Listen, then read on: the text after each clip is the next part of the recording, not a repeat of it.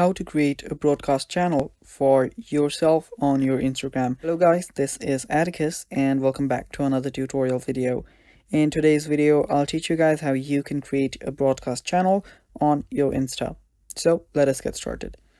First of all, open up your Instagram. After you open it up, go to your message DMs, just swipe left and you're there. After you do that, you will see the pen and box icon on the top right. Tap on it. Now right here you should see an option that says create broadcast channel. It should be right under or above create a group chat. Now under there you will need to tap on create broadcast channel, and from there you can enter the channel name, your audience and your channel, and when the channel ends, and to show your channel on your profile. After you do that, you'll need to tap on create on the top right.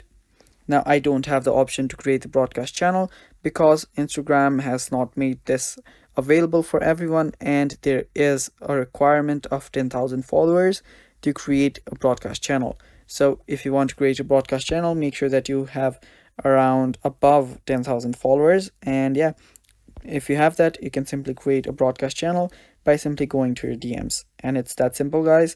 And that is all for this video too. Thanks for watching. Stay tuned for more, and bye bye. Take care.